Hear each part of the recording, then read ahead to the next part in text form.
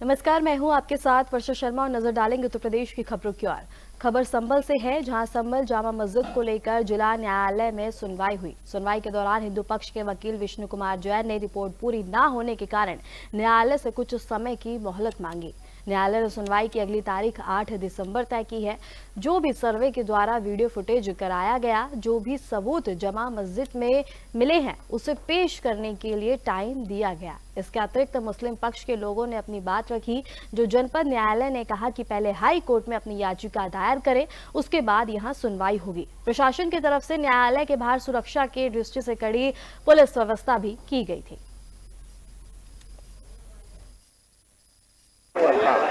8 जनवरी 25 fix है। अच्छा, supreme court से भी ये मतलब बोला गया है कि सील बंद लिफाफे में रखे नहीं है और किसी भी तरह की कोई कार्रवाई ना करें। अभी मेरी जानकारी में नहीं है। जब तक कि उसकी कोई हमारे पास सूचना नहीं आएगी तब तक उसको कोई प्रक्रिया करना उचित नहीं। अच्छा, एडवोकेट कमिश्नर को कब तक बोला गया है? विदिन 10 डेज, 10 दिन जब भी होगा। अच्छा, क्या आप लोगों ने पुनः सर्वे की मांग की? नहीं, तैयार होती तो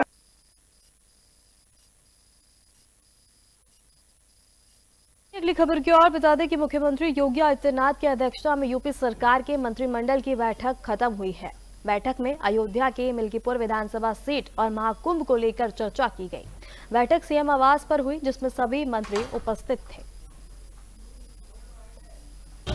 प्रमुख रूप से महाकुंभ की तैयारी और महाकुंभ के लिए सभी मंत्रियों को किसी न किसी प्रदेश में जाकर के वहां के महामहिम राज्यपाल, माननीय मुख्यमंत्री और जो विशिष्ट जन हैं उनको आमंत्रित करना और कुंभ को क्लीन कुंभ और दुनिया के लोग आने वाले हैं तो एक अच्छी अनुभूति लेकर के जाएं, उसकी सभी तैयारियों में सभी शानदार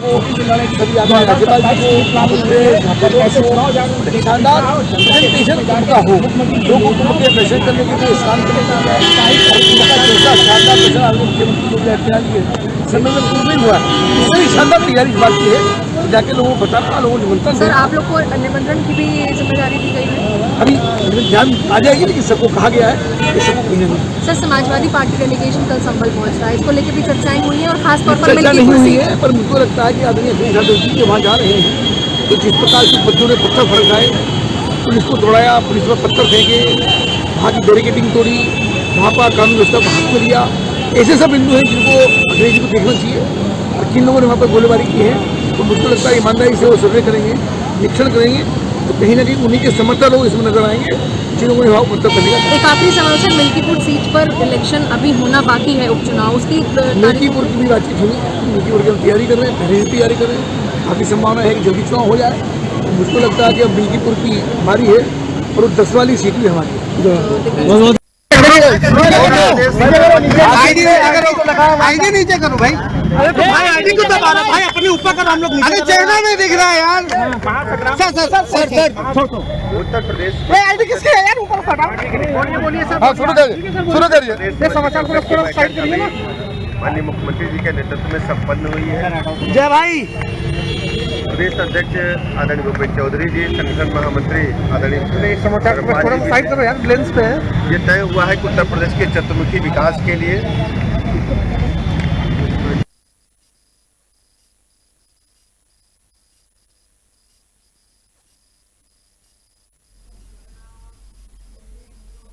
हालिया विधानसभा उपचुनाव में बहुजन समाज पार्टी का प्रदर्शन बेहद ही खराब रहा। 9 सीटों में से 7 सीटों पर तो बीएसपी के उम्मीदवारों की जमानत ही जब्त हो गई और 2 सीटों पर जमानत तो बची, लेकिन प्रदर्शन बदतर ही रहा।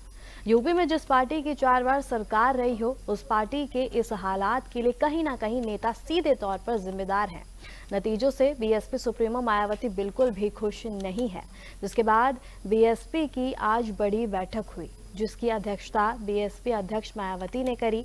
वहीं इस बैठक में यूपी और उत्तराखंड के पदाधिकारी भी शामिल हुए और आज पार्टी के पिछले मूवमेंट 2027 विधानसभा के लिए मायावती जरूरी दिशा निर्देश भी इस दौरान उन्होंने दिए।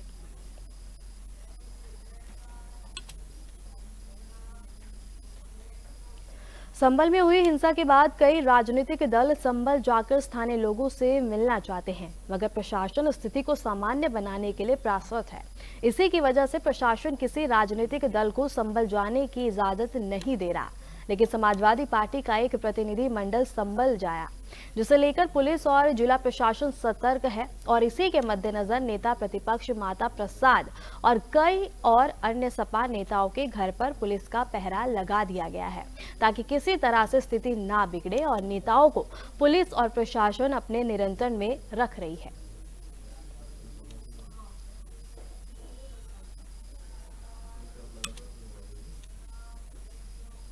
स्कूल टाइम के बाद पुलिस और प्राइवेट शिक्षकों के द्वारा बच्चों को पढ़ा रहे ट्यूशंस और इसके लिए जुटे पुलिस और इसके साथ ही प्राइवेट शिक्षक पुलिस के द्वारा चलाए जा रहे एक्स्ट्रा क्लास से पढ़ने वाले बच्चों से मुखातिब हुई और इसके साथ ही पुलिस अधीक्षक ने बच्चों से पढ़ाई के बारे में जानकारी ली और इसके साथ ही पुलिस अधीक्षक के निर्देश पर प्रयागपुर की पुलिस 35 बच्चों को ट्यूशंस दे रही है।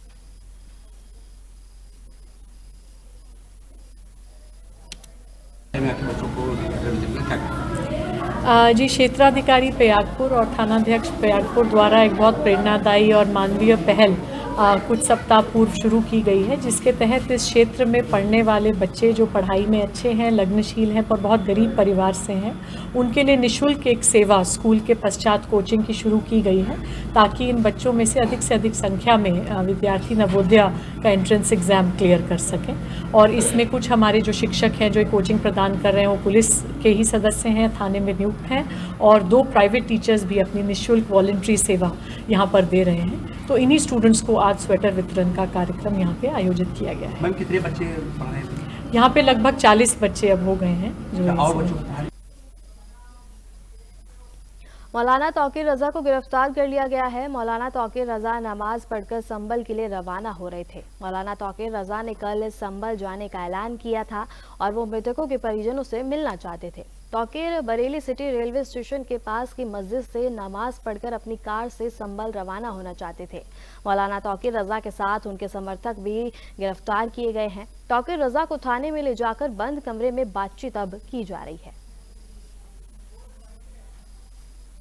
बहुत अच्छी बात है, स्वागत योग्य है इसका, जो इतना स्वागत किया जाए। सुप्रीम कोर्ट को इनके तमाम मामला जो बेईमानी के आधार पर हो रहे हैं, ऐसे तमाम मामला की सबका संज्ञान लेना चाहिए। और मेरी मांग है कि संभल में जितने वहाँ पुलिस अधिकारी हैं, जानबूझकर वहाँ के मुसलमानों की हत्या की गई है, संभल को आग में झोंकने की कोशिश की गई है और संभल के जरिए पूरे हिंदुस्तान में अफरा तफरी का माहौल बनाने की कोशिश थी। तो इन तमाम लोगों को वहाँ से हटाया जाए।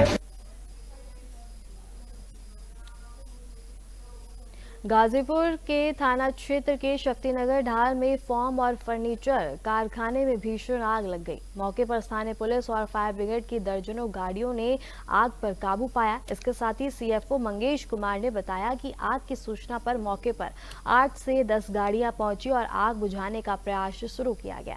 फैक्ट्री के अंदर सोफे बेड के लगाने वाला फॉर्म और लकड़ी के फर्नीचर पड़े हुए थे, जिसकी वजह से कुछ ही समय में आग ने भीषण रूप ले लिया। इस घटना में किसी प्रकार की जनहानि नहीं हुई है। वहीं आग लगने का कारण शॉर्ट सर्किट बताया जा रहा है। ये ऑलमोस्ट 95% आग बुझ चुकी है, क्योंकि ये सोफे हैं, गद्दे भी हैं और इनको जो है फोम वगैरह है, तो फोम उठा के जो है फायर फाइटिंग चालू है। ऑलमोस्ट आग बुझ चुकी है, 95% जो है आग बुझ चुकी है। थोड़ी बहुत रहेगी है, बुझाई जा रही है। 8 से 10 गाड़ियाँ लगी हैं और एहतियात के तौर पे जो पास में जो रिहायशी इलाके हैं उनमें से हम लोगों ने जो है लोगों को बाहर निकाल दिया गया है, जिससे कि जो है उधर कोई दुर्घटना न हो। कारण क्या रहा? जो चीज़ें पहली बार समझ में आ रही है वो इलेक्ट्रिकल शॉर्ट सर्किट है, क्योंकि आपने सर्वे के द्वारा पता लगाई है, क्योंकि 80% जो फायर है वो इलेक्ट्रिकल की वजह से लगती है।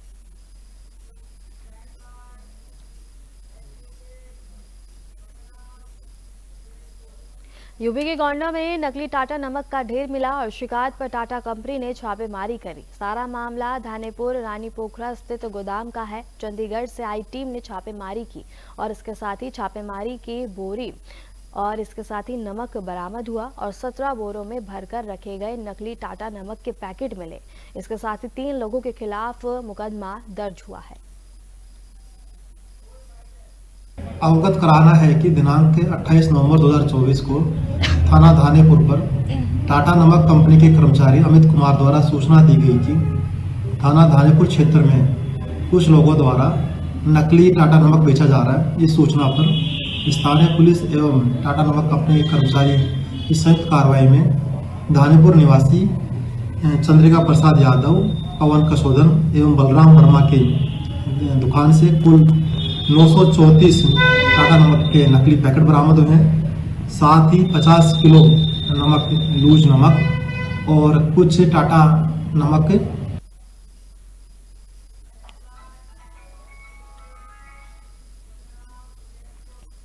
कौशाम्बी जिले से 4 किशोरियां संदिग्ध हालात में लापता हो गई और इसके साथ ही चारों सहेलियां खेत से साग तोड़ने के लिए घर से कहकर निकली थी, लेकिन शाम तक वापस नहीं लौटने पर परिजन को किसी अनहोनी की आशंका हुई और उन्होंने किशोरियों की काफी तलाश की, लेकिन उनका कहीं अता पता नहीं चला, जिस पर परिजनों ने थाने में तहरीर दी और तहरीर के आधार पर पुलिस ने मुकदमा दर्ज कर लिया और कई टीमों का गठन कर किशोरियों की तलाश की जा रही है।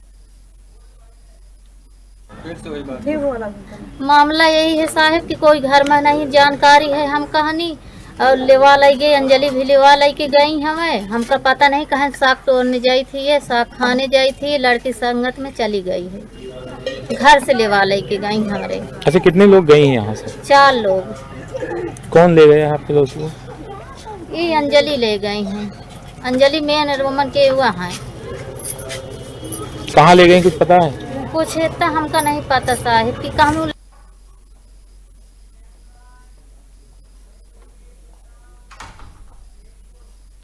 खबर मुरादाबाद से है, जहां बुद्धि विहार इलाके में 2 मंजिला घर में आग लगने से हड़कंप मच गया। घर में कई लोग फंस गए थे, जिन्हें फायर ब्रिगेड ने रेस्क्यू किया। आग की चपेट में आकर retired bank manager Sudhir Kumar Agarwal की जलकर मौत हो गई। बता दें कि आग अज्ञात कारणों से लगी थी और फायर ब्रिगेड ने 1 घंटे में आग पर काबू पा लिया।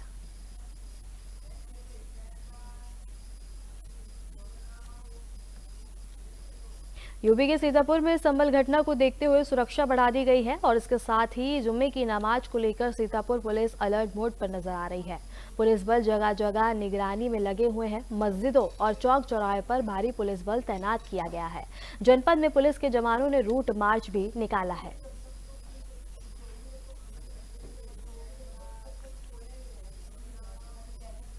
खबर सीतापुर से है, जहां गेट पर पैसों के विवाद को लेकर महिला ने गरीब ई रिक्शा चालक को चप्पल से पीटा। विवाद बढ़ने पर पुलिस मौके पर आई, लेकिन ई रिक्शा चालक को ही पकड़कर कोतवाली ले आई। घटना का वीडियो अब सोशल मीडिया पर तेजी से वायरल हो रहा है और बताया जा रहा है कि रिक्शा चालक ने अधिक पैसे मांगे थे, जिसके बाद यह पूरा विवाद हुआ।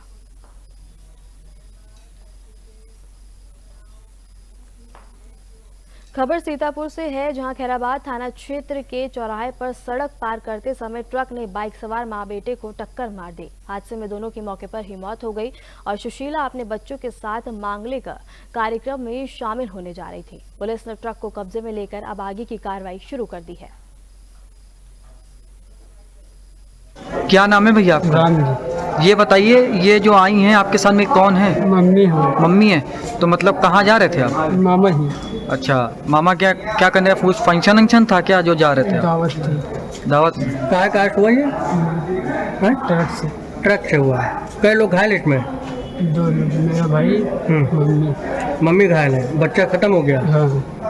कहाँ पास हुआ ये? चुंगी पास। कौन सी मछली चुंगी? हाँ, खराब चुंगी। हाँ। पुलिस को कार्रवाई की है? पुलिस लेके आई है। पुलिस लेके आई है। कौन सा थाना है? तालगांव थाना। आप तालगांव थाने के रहने वाले हैं? हाँ। खैराबाद थाने में हुआ है। खैराबाद थाने।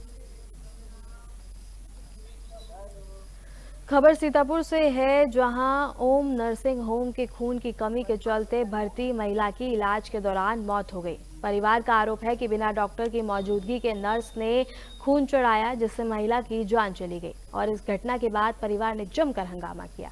बताया जा रहा है कि स्वास्थ्य विभाग की अनदेखी से यह मानक विहीन अस्पताल चल रहा था और इसके साथ ही सुहेल के लिए मौके पर कई दलाल पहुंचे और घटना से परिवार गहरे सदमे में है। जो पूछे वो बताना। क्या नाम है आपका? रिंकू। कहाँ से आए हैं? नवादा। ये क्या मामला है यहाँ पे? यहाँ पे लेकर आए होम नर्सिंग होम वहाँ किसको लेके आए थे? अपनी पत्नी को। अपनी पत्नी को? हाँ। अच्छा। भर्ती कराया। अच्छा, क्या दिक्कत थी? खून कम था। खून कम था। कब भर्ती करवाया रहा हो आप?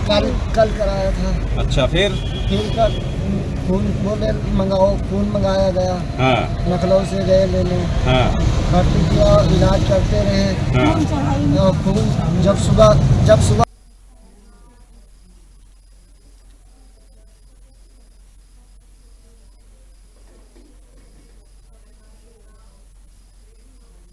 खबर सोनभद्र से है, जहां मारकुंडी खनन क्षेत्र में एक बंद पड़ी खदान में हादसे में युवक की मौत हो गई। मृतक की पहचान अशोक सिंह उर्फ छोटू के रूप में हुई है। घटना उस समय हुई जब वह अपने साथियों के साथ पास के मकान में पार्टी कर रहा था।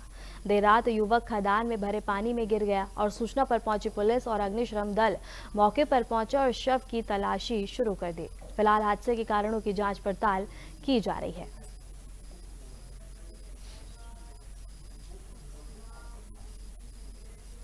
फिलहाल के लिए खबरों में इतना ही और ऐसे ही देश दुनिया की तमाम खबरों को जानने के लिए बने रहें हमारे साथ।